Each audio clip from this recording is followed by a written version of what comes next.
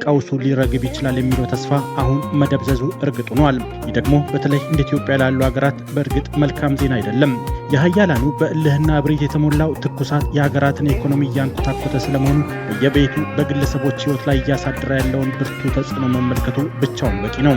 በአሜሪካና በኢራን መካከል ያለው ውጥረት በተለይም በዓለም የነዳጅ መተላለፊያ ወሳኝ በሆኑት በቀይ ባህርና በሆርሙዝ አካባቢ የደቀነ ወታደራዊ ስጋት ዓለም ጉዳዩን በስጋት እንዲመለከት አድርጎታል። ኢትዮጵያ ከዚህ ቀውስ ራሷን ማግለል የምትችልበት አቅም በእርግጥ የላትም። ምክንያቱም ከ90 በመቶ በላይ ለምትጠቀመው ነዳጅ ጥገኝነቷ በዚሁ በተቃወሰው የመካከለኛው ምስራቅ ቀጠና ላይ በመሆኑ ይህ ደግሞ የሩቁ ሰደድ እሳት ዛሬ ለእያንዳንዱ ቤተሰብ አስቀድሞ የቀውሱ ገፈት ቀማሽ ምክንያት መሆኑ ከየአካባቢው የተሰማ ነው። የነዳጅ አቅርቦት መቆራረጥ የመጓጓዣ አገልግሎቱን ሲያስተጓጉል፣ በተራው የሸቀጦችን ዋጋ ሰቅሎ የኑሮ ውድነቱን አባብሶታል። አሁን ነገሮች እየከፋባቸው ነው። ታሜ የሐዋሳ ከተማ ነዋሪ ነው። የነዳጅ እጦት ወይም የዋጋ ንረት የሚያከራያትን መኪና ከአገልግሎት ውጭ ካደረገበት መሰንበቱን ነው የሚናገረው። ይህንኑ ተከትሎ አሁን ለታሜ ሕይወት ከባድ ነው። እኔ ላይ የደረሰብኝ ችግር በጣም ከፍተኛ ነው። ማለት በዚህ ሰዓት ለአንድ ወር ያህል ስራ ፈቶ የሀገር ላይ እንትን ማለቱ በጣም ከባድ ነው። ብታይ በአዲስ አበባ ከተማ የቤቶች ልማት ቢሮ የ2018 በጀት ዓመት እቅድ መሰረት በማድረግ በ18 ዋና ዋና ሳይቶች ላይ የሚከናወኑ የ100 ሺህ ቤቶች ግንባታ አፈጻጸምና ወቅታዊ መረጃ ምን እንደሚመስል ወደ እናንተ ይዘን ቀርበናል። አብራችሁ እንድትሆኑ እንጋብዛለን።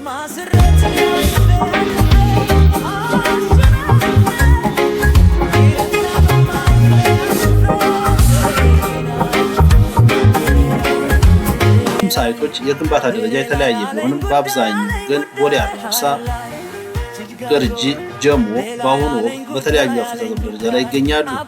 እንዲሁም ቱሉ ዲምቱ፣ ኩሰፈር እና ሌሎችም ሳይቶች እየተሰሩ መሆኑ ተነግሯል። ከ85% በላይ የደረሱ ወይም ለዕጣ የተቃረቡ በእነዚህ ሳይቶች የህንፃው ሲቪል ስራ ሙሉ በሙሉ ተጠናቆ የውስጥ ለውስጥ ማጠናቀቂያ መስመሮች ወይም የፊኒሽንግ ስራዎች እየተሰሩ ነው።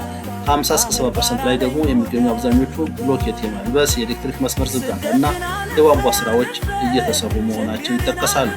ዝግጁ ሊሆኑ የሚችሉ ሳይቶች የትኞቹ ናቸው የሚል በቻናላችን እየጠየቃችሁ ሰዎች አላችሁ። ይህም አብዛኞቹ ቦሌ አራብሳ፣ ቱሉ ዲምቱ እንዲሁም ገላንጉራ እና አቃቂ ቃሊቲ የሚገኘው ወርቁ ሰፈር በተለምዶ የሚባለው አካባቢ ላይ የሚገኙ ሳይቶች አብዛኞቹ ከ80% በላይ በመሆናቸው ለዕጣ ዝግጁ ይሆናሉ ተብሏል።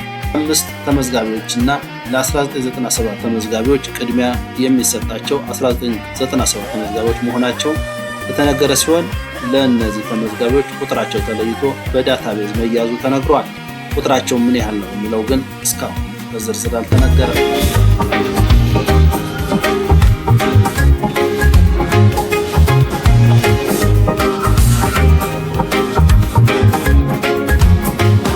የአመራር ባለመሟላት ስራዎች መጓተታቸውን ተናግረዋል። እየተፈጸሙ ያሉ ቤቶች ግን የተወሰኑ ሳይቶች የመሰረተ ልማት ስራዎች እየተሰሩ ነው፣ የፊኒሽንግ ስራ እየተጠናቀቀ ነው ተብሏል። እንግዲህ ሚያዝያ አካባቢ በተለይ ቅድሚያ ላይ የሚሰጣቸው ቅድሚያ ለተመዘገቡት ለ1997 መሆኑን ጠቅሰዋል። ምን ያህል ቤቶች ለነሱ ምን ያህል ሰዎች በዚያ የተመዘገቡና አሁን ላይ ያልደረሳቸው ሰዎች እንዳሉ ግን መረጃውን በዘመናዊ ዲጂታል እናጣራለን ከማለት ውጭ ያሉት የለም። የቤቶች ልማት በተመለከተ 100 ሺህ ቤቶች በዚህ 2018 እንሰጣለን የሚለው መረጃ እቅዱ በስኬታማነት የሚፈጸም አልሆነም። ምክንያቱም ከዚህ በኋላ የቀረው 2 ወር ብቻ በመሆኑ በ2 ወር ውስጥ 100 ሺህ ቤቶችን ለተመዝጋቢዎች መስጠት የሚቻል አለመሆኑ ተነግሯል። ስለ ውስጥ የሚወጡ መረጃዎች እስካሁን ከ24 ሺህ ቤቶች በላይ መስራት እንዳልተቻለና እንኳንስ 100 ሺህ 50 ሺህ ቤቶችንም በ2018 በጀት ዓመት መጠናቀቃቸውን ያጠራጥራል ሲሉ ከውስጥ አንድ ባለሙያ ተናግረዋል። በዚህ መሰረት የኮንዶሚኒየም ቤቶች ልማት በተመለከተ የዚህ ዓመት ወይም የ2018 በጀት ዓመት 100 ሺህ ቤቶች ይሰራሉ ተብሎ በእቅድ የተያዘ ቢሆንም ከቅርብ ጊዜ ወዲህ ግን 50 ሺህ ቤቶችንም ለማጠናቀቅ ዳገት ሆኗል ተብሏል። በዚህ መሰረት በተለይ ሪል ስቴቶች አብዛኞቹ ውላቸውን እያቋረጡ ወደ ሌላ ስራ እየተሰማሩ መሆኑን ከተማ አስተዳደሩ ተናግሯል። በዚህ መሰረት አብዛኞቹ የሪል ስቴት አልሚዎችና የከተማ አስተዳደሩ የያዛቸው ግንባታዎች የአብዛኞቹ እንዳልተጀመሩ ተነግሯል። በተለይ 37 የተባለው የሪል ስቴቶችና ሌሎች አልሚዎች ገንብተው 30% ለከተማ አስተዳደሩ 70% ለራሳቸው መሬት ግን በከተማ አስተዳደሩ ይቀርባል ተብሎ የነበረው የ50 ሺህ ቤቶች መረጃ አሁን ላይ አብዛኞቹ እንዳልተጀመሩ ተነግሯል።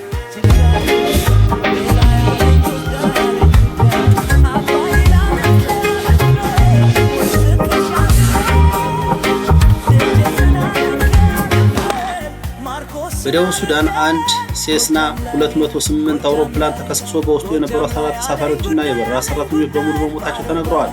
አደጋው በመጥፎ የአየር ጸባይ ሳይከሰት እንዳልቀረ ተነግረዋል። የደቡብ ሱዳን የሲቪል አቪዬሽን ጠቅሶ አሶሺየትድ ፕሬስ እንደገለጸው አውሮፕላኑ የተከሰከሰው ከጁባ ከተማ ትንሽ ወጣ ካለ በኋላ ነው። አደጋው 13 ተሳፋሪዎችና አንድ አብራሪ ሕይወታቸው ማለፉን መስሪያ ቤቱ አክሏል። ከሞቱት 2 የኬንያ ዜጎች ሲሆኑ የተቀሩት ደቡብ ሱዳናውያን መሆናቸው ተነግሯል። የመጀመሪያ ደረጃ የምርመራ ውጤት እንዳመላከተው የአደጋው መንስኤ በአካባቢው የነበረው መጥፎ የአየር ሁኔታ እንደሆነ ዜናው ጠቅሷል።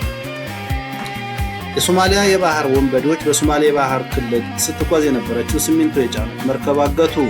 የሶማሊያ የባህር ወንበዴዎች በሶማሊያ የባህር ክልል ስትጓዝ የነበረችው ሲሚንቶ የጫነች መርከብ ማገታቸው ተነግሯል። ይህ እገታ በቀናት ልዩነት ውስጥ ለሁለተኛ ጊዜ መሆኑ ታውቋል። ዛሬ የታገተችው መርከብ ከግብፅ ወደብ የተንቀሳቀሰች ሲሆን ወደ ኬንያ የሞምባሳ ወደብ በመጓዝ ላይ እንዳለች ጋራካድ በተባለ አካባቢ መታገቷ ስማቸው እንዲጠቀስ ያልፈለጉ አንድ የፑንትላንድ ባለስልጣን ለሮይተርስ የዜና ወኪል ገልጸዋል። መርከቧ ምን ያህል የቀዘፋ ሰራተኞች እንደነበሩ እስካሁን አልታወቀም። ባለፈው ረቡዕ በተመሳሳይ ሶማሊያ የባህር ወንበዴዎች በፑንትላንድ አካባቢ አንዲት ነዳጅ የጫነች መርከብ ማገታቸው ይታወሳል። መርከቧ የተጠለፈችው በህንድ ውቅያኖስ ዳርቻ በከፊል ራስ ገዝ በሆነችው ፑንትላንድ ግዛት ሲሆን በዚህ በሚገኙ የአፉና ባንድራባይላ የባህር ዳርቻዎች ከተሞች መካከል ባለው የውሃ ክልል ላይ እየቀዘፈች በነበረችበት ወቅት ነው ተብሏል። ከፍተኛ መጠን ያለው ነዳጅ የጫነችው መርከቧ ንብረትነቷ የፓኪስታን እንደሆነችም ተነግሯል። በቻድ በተቀሰቀሰ የጎሳ ግጭት ከ40 በላይ ሰዎች መሞታቸው ተነገረ። በቻድ በተቀሰቀሰው የጎሳ ግጭት ከ40 በላይ ሰዎች መገደላቸውን የሀገሪቱ ምክትል ጠቅላይ ሚኒስቴር አስታውቀዋል። ግጭቱ የተቀሰቀሰው በውሃ ጉድጓድ አጠቃቀም መሆኑን ተነግሯል። በዋዲ ፋቲራ ግዛት በምትገኘው ቡርዳ በተባለች መንደር የሚኖሩ አርብቶ አደሮችና ቋሚ ነዋሪ የሆኑ ገበሬዎች መካከል በውሃና በሳር ምክንያት በሚቀሰቀሱ ግጭቶች የሰው ሕይወት እንደሚቀጠፉ መረጃዎች ያመለክታሉ።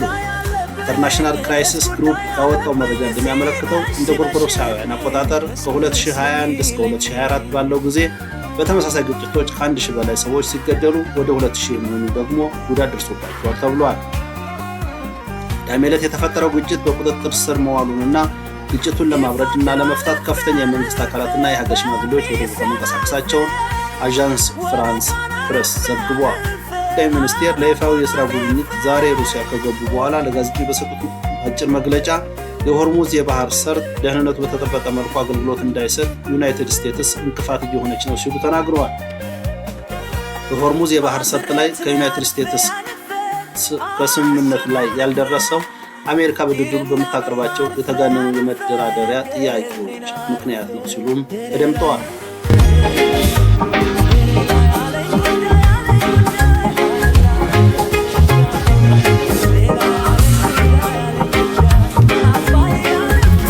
የሚሰጡ ኮንዶሚኒየሞች እንደ አንድ ሞዳሊቲ ተመዝግበው አሁን እየተሰራባቸው ነው። እስካሁን እንኳ በዚህ ዓመት ወደ 500 ቤቶች እንደተሰጡ ተነግሯል። ሌላው በመንግስት ደረጃ እንደዚሁ እንግዲህ 50,000 እስከ 100,000 በየዓመቱ እየተሰራ ይቀጥላል የሚል ነው። ሌላው በሪል ስቴት በኩል መንግስት መሬት ያቀርባል። ከዚያ ሰርቶ 30% ለከተማ አስተዳደሩ 70% ደግሞ ለራሳቸው በማድረግ ሊዝ ዋጋን ከቨር ያደርግላቸዋል ማለት ነው ከተማ አስተዳደሩ። በዚያ መሰረት እንግዲህ ተፈጻሚ ይሆናል።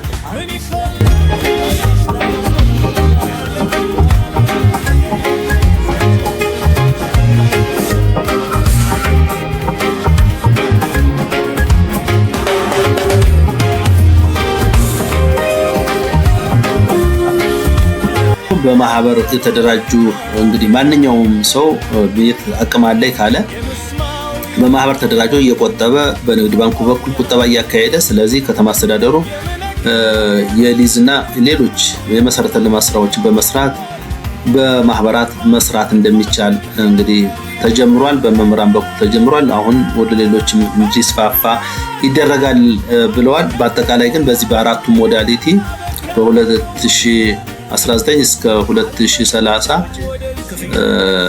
እስከ 2020 በእኛ ማለት ነው በፈረንጆች ከ26 እስከ 30 600,000 ቤቶች ተሰርተው ለነዋሪዎች ይቀርባሉ የሚል እንግዲህ ምርጫ ቅስቀሳም ሆነ ፕላን ተይዞበትም ከሆነ በዚህ ልክ የሚሰራ መሆኑን እንግዲህ ሰምተናል ማለት ነው። በ1997 እና በ2005 የተመዘገቡ ነዋሪዎች ግን እስካሁን ባለው መረጃ ከ400,000 እንደማይበልጡ ተነግሯል። ስለዚህ በቀጣይ 5 ዓመታት በፕላን መሰረት መንግስት እውነት የሚሰራ ከሆነ ለምርጫ ብቻ ሆኖ ካልቀረ በ4 ዓመት የታሰበውን ቅድመ ክፍያ በማግኘት ወደ መሰረታዊ የቤት ፍላጎት ሊመጣ ይችላል ማለት ነው።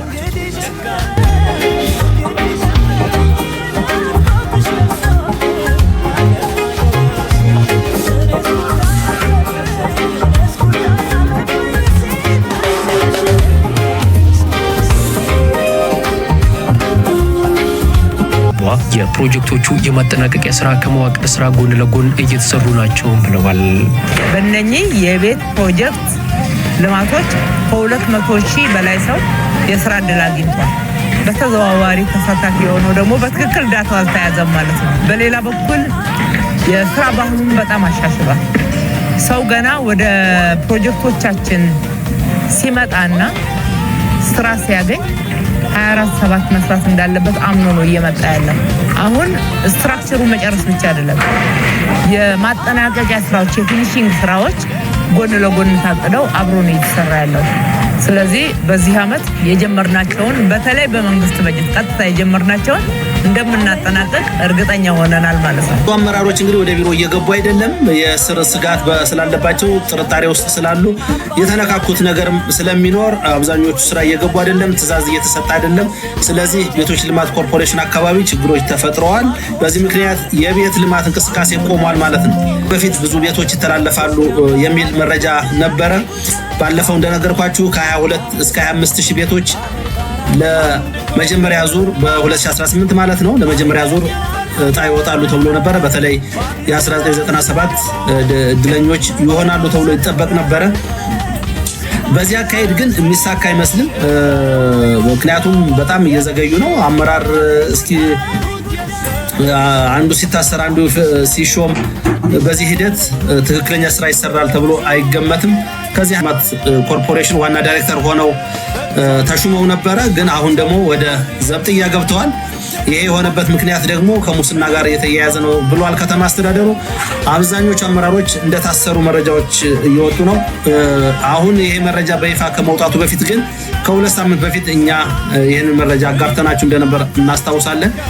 ስለዚህ ተስፋ መቁረጥ አያስፈልግም። ተስፋ ላትቆርጡ ትችላላችሁ። ቤት የምትጠባበቁ ሰዎች ግን የቤት ልማት እንቅስቃሴው እጅግ የደከመ እየሆነ እንደሆነ ይህን መረጃ ወደ እናንተ ለማድረስ ስለፈለግን ነው።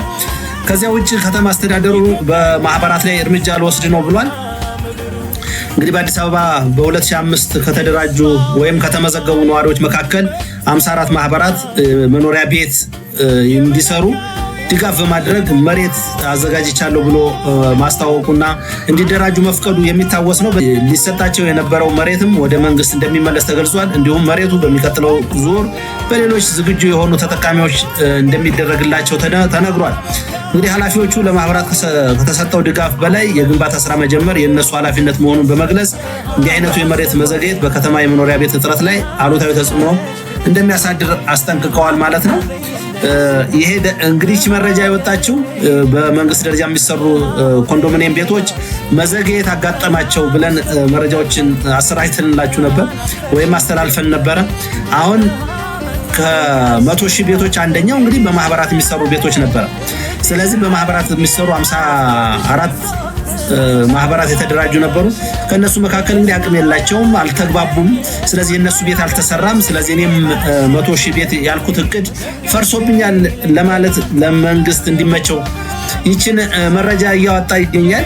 በሌሎች መረጃዎቻችን ደግሞ የቤቶች ልማት እንግዲህ ሰሞኑን ባለፈው ሪፖርት እንዳቀረብኩላችሁ በ20 ቀን አንድ ወር አካባቢ ስራ በአብዛኛው ሳይቶች ቆሞ እንደነበር ነግሬያችሁ ነበረ። ይሄ መረጃ በጣም ማጋለጥ ጨረታ ከመለየት አንፃር የነሱ ሂደት ትንሽ እንዳጓተተ በሚል ተናግረዋል። ግን እውነት ለመናገር ይሄ አካሄድ ብዙም ትክክል አይመስለኝም። ማለት የፊኒሺንግ ስራ ሳይሆን ገና ከመሰረቱም ችግር ያለበት ስለሆነ ማለት ነው። ከዚህ አንፃር ብዙዎች በዚህ አንድ ወር አካባቢ ሳይቶቹ እየተሰሩ አለመሆናቸውን ለማየት የሚቻልበት ሁኔታ ላይ ደርሷል። ይሄው እየተጓተተ ነው። በዚህ ሂደት ይጠናቀቃል ማለት ይከብዳል። ኦልሞስት እንግዲህ ከ3 ወር ያነሰ ጊዜ ነው የቀረ የበጀት ዓመቱ ሊዘጋ። በኢትዮጵያ በጀት ዓመት ማለት እንግዲህ ከሐምሌ እስከ ሰኔ ስለሆነ ይሄ በጀት ዓመት እየተጠናቀቀ ነውና ከዚህ አንፃር መቼ ነው ቤቶቹ የሚጠናቀቁት፣ መቼ ነው ለጣ የሚቀርቡት የሚለው ብዙዎች ይጠይቁናል። ግን ምንም ፐርፌክት የሆነ ምንም ይሄ ነው የሚባል ነገር ሊገኝ አልቻለም። ስለዚህ ከዚህ አንፃር በቀጣይ እንግዲህ የምናየው ይሆናል። ግን አሁን ላይ ብዙ ቤቶች ቆመዋል ማለት ይቻላል። እንኳን ለጣ የፊኒሺንግ ስራቸው ራሱ ያልደረሱት መድረስ አልቻሉም።